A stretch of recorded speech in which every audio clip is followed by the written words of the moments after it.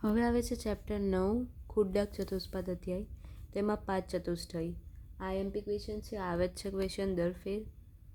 તો પહેલાં બેઝિક શ્લોક લખવાનો છે કે 5 ચતુષ્ટય તેમાં કયા 4 આવશે? તો કે ભીષક દ્રવ્યાનું ઉપસ્થાતા રોગી 5 ચતુષ્ટયમ ગુણવત્તમ ગારણમ જ્ઞેયમ વિકાર વ્યુપશાંતયે. કે 4 એસ્પેક્ટ ઓફ ટ્રીટમેન્ટ. ભીષક એટલે ફિઝિશિયન, દ્રવ્ય એટલે મેડિસિન, ઉપસ્થાતા એટલે નર્સ, રોગી એટલે પેશન્ટ.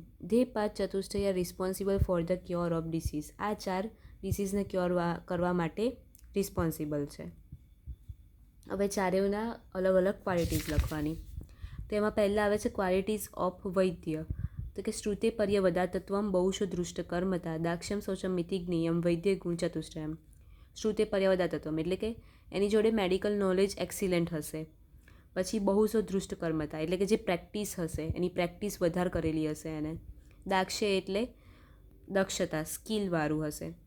અને શૌચ એટલે ક્લિનિનેસ, ચોખ્ખું હશે. તો આ થઈ વૈદ્યની ક્વોલિટીઝ.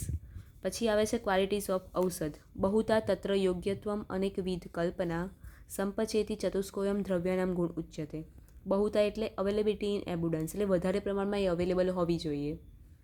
પછી યોગ્યત્વમ એટલે કે સુટેબિલિટી એટલે કે એ મેડિસિન એને ડિસીઝને લઈને સુટેબલ હોવી જોઈએ. તેને તાવ થયો છે તો તાવની જ ગોળી હોવી જોઈએ એમ.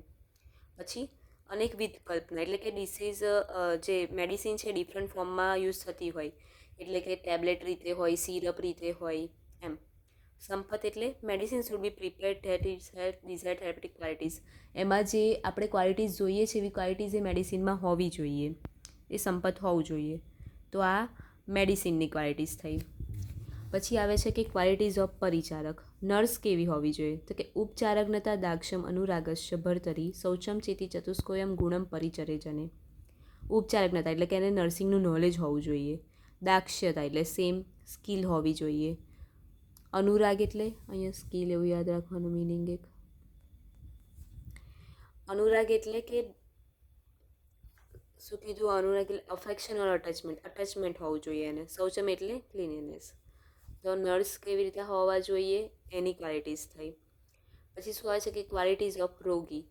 સ્મૃતિ નિર્દેશકારીત્વમ ભીરુત્વમ અથાપી ચ જ્ઞાપકત્વમ ચ રોગાના માતુરસ્ય ગુણા સ્મૃતા.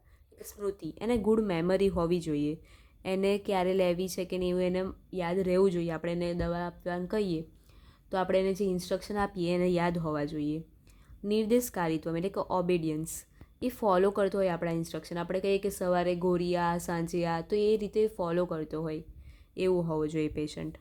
પછી શું કીધું?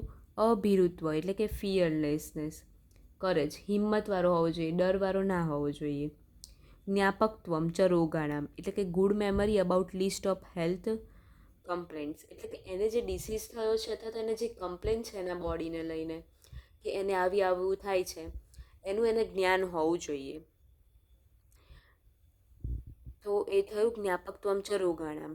This are the 4 qualities of patient. તો પેશન્ટની આ 4 ક્વોલિટી છે. તો આવી રીતે 5 ચતુષ્ટય પૂછાય જ છે ક્વેશ્ચન. તેમાં પહેલાં પેલો મેઇન શ્લોક લખવાનો કે આ 4 છે ભીષક, દ્રવ્ય, ઉપસ્થાતા અને રોગી. પછી ચારેયની ઇન્ડિવિજ્યુઅલ ક્વોલિટીઝ 4 એક્સપ્લેન કરવાની છે. એટલે 4 એટલે 16 ક્વોલિટીઝ થઈ. આ 16 ક્વોલિટીઝ હોય તો પેશન્ટનો ડિસીઝ કમ્પ્લીટ ક્યોર થઈ જાય છે. એના વગર ડિસીઝ ક્યોર કરી શકતા નથી.